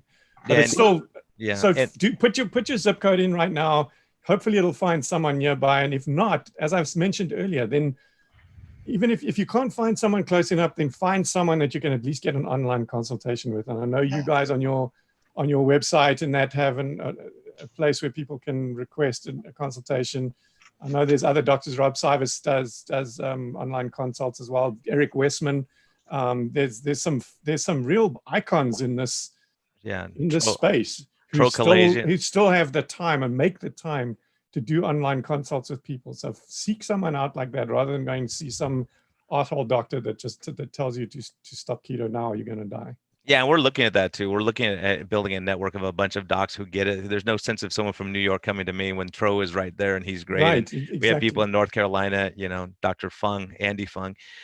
There's so many great people out there, and that's part of the podcast. We're trying to bring those people out of the woodwork and give them a platform so people say, "Oh my gosh, I have someone." And someone just texts me who's in Texas. Oh my gosh, and Nadir Ali is in Texas. He's a great person.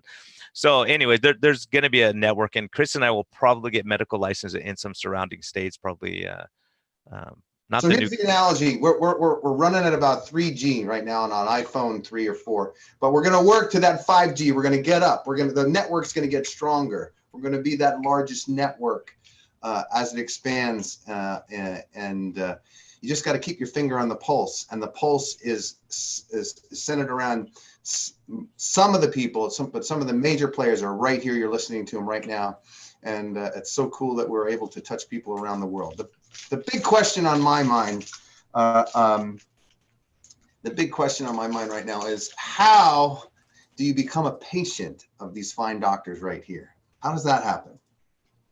Kristen, you want to tell them? Yeah.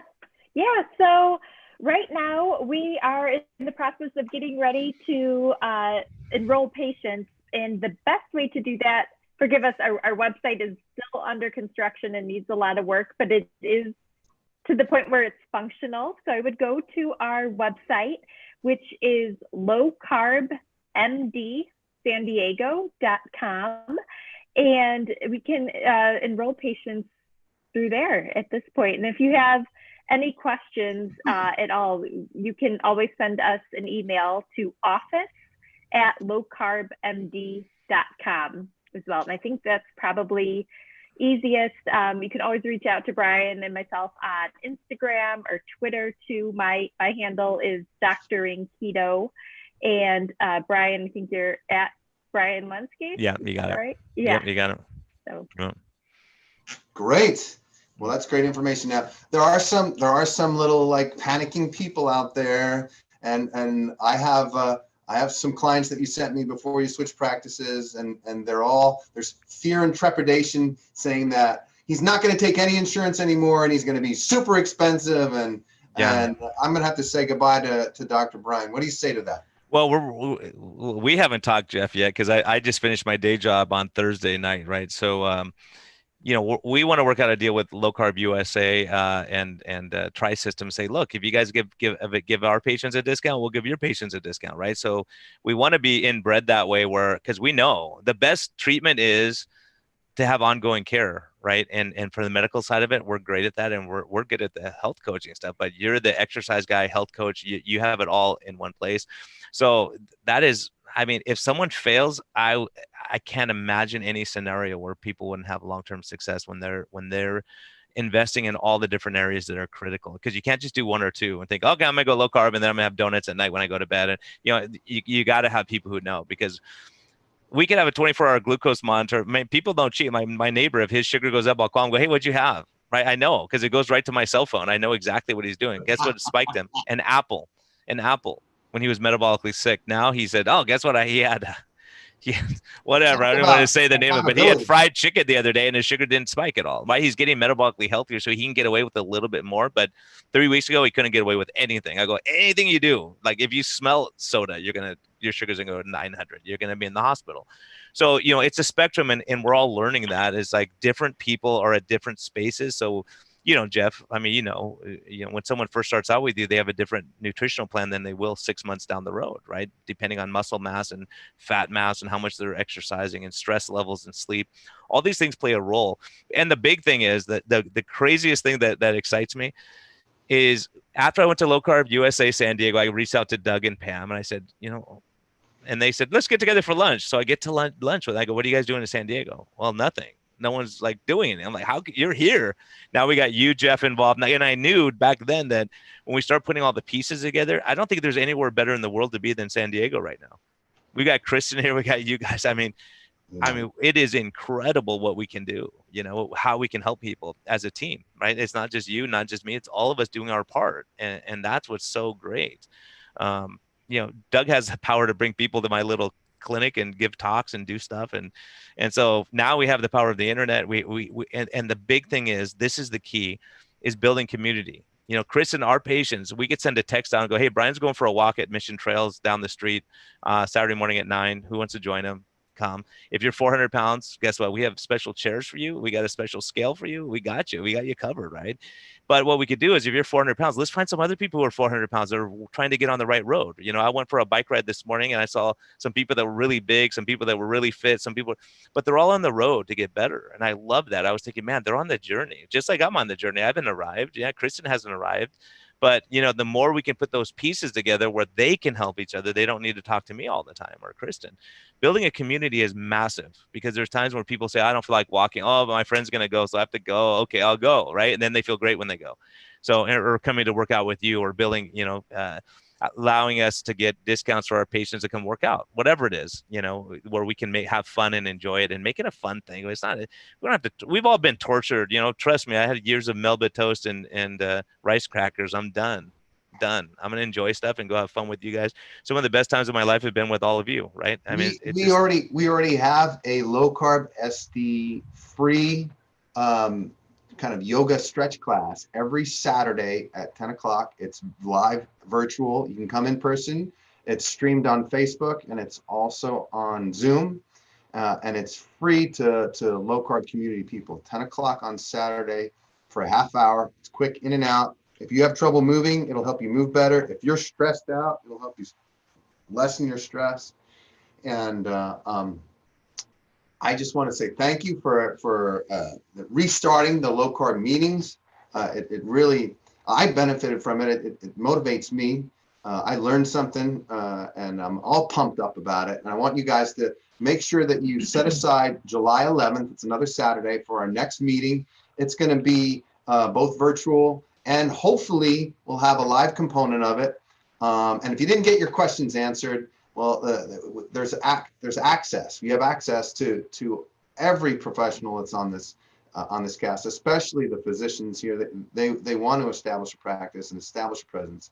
And if not, then get your questions answered face to face with them on July 11th. Hey, Doug, Jeff, can I answer that question that was asked of the person, just so they understand? Yes.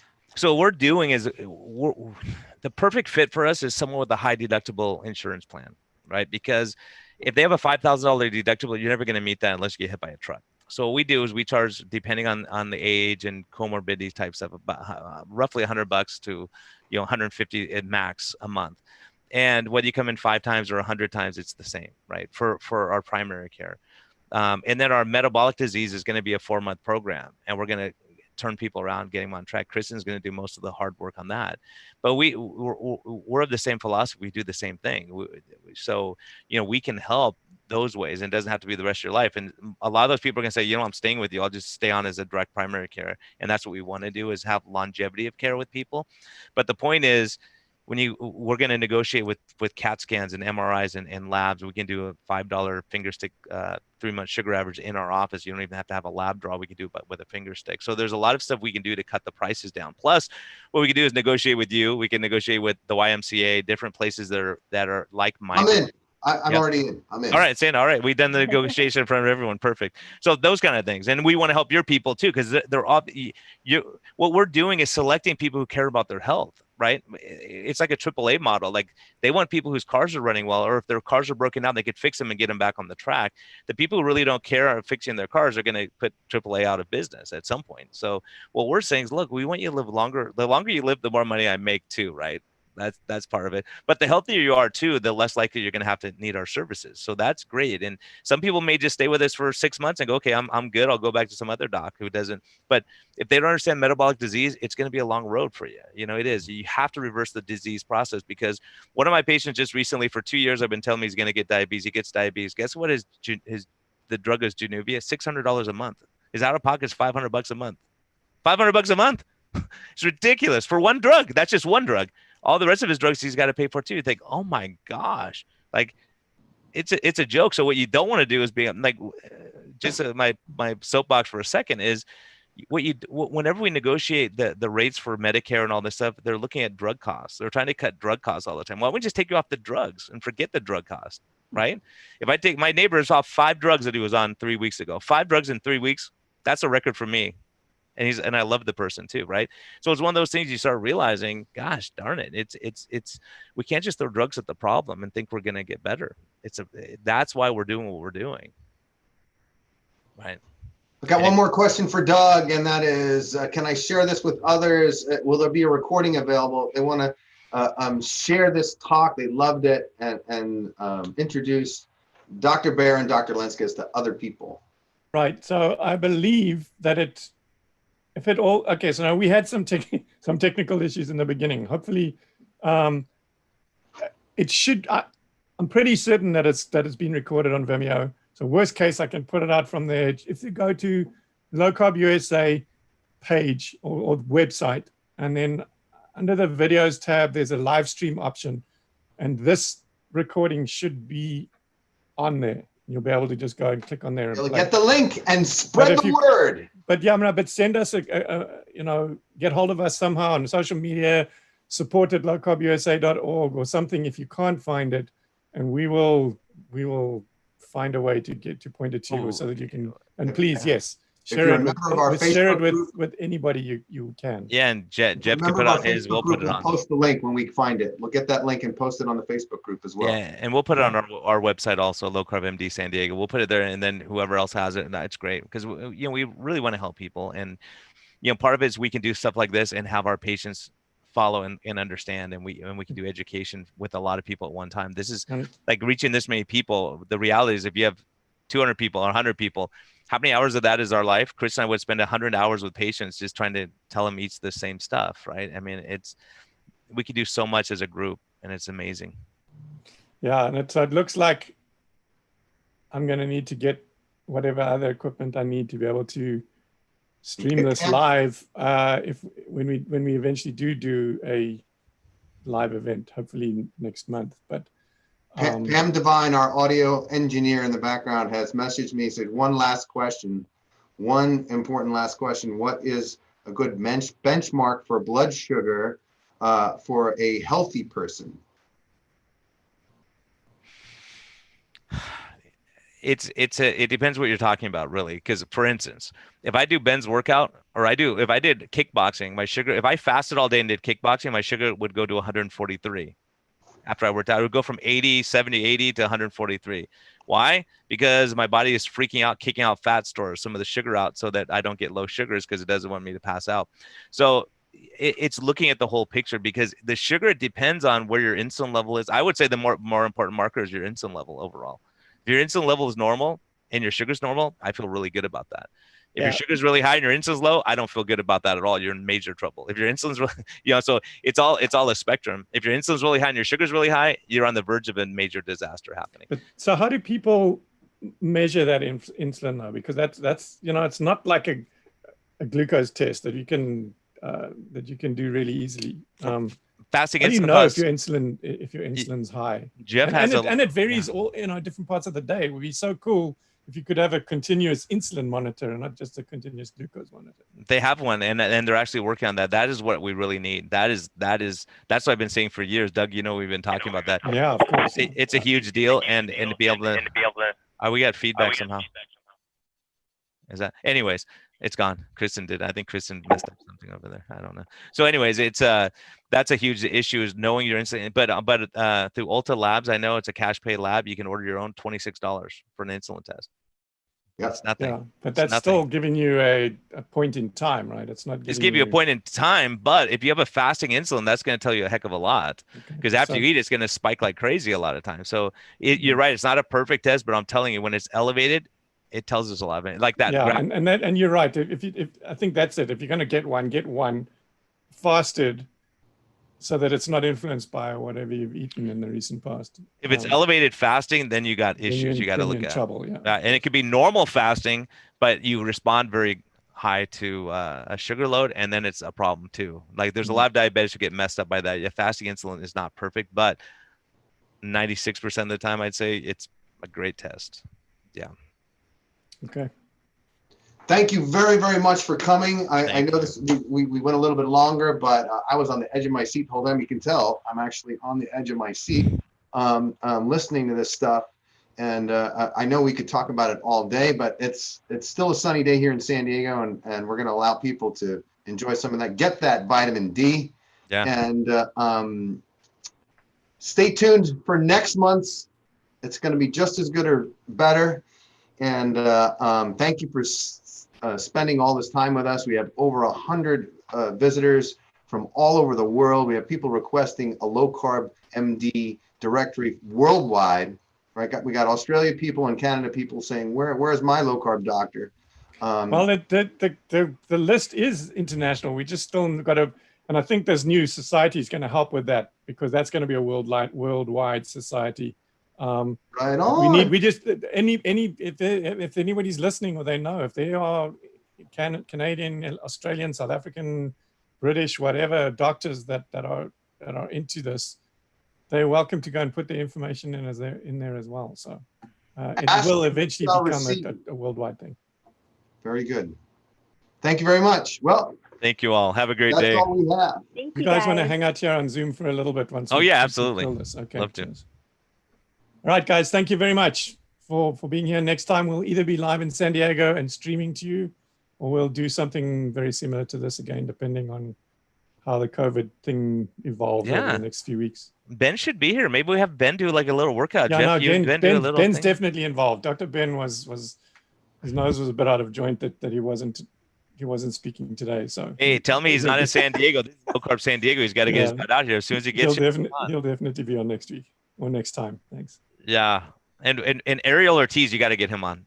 I'm telling you, that guy's No, for awesome. sure. He's brilliant. Yeah. Yeah. Are we still live streaming? It shows on We my are. computer. I haven't killed it yet. No. The question was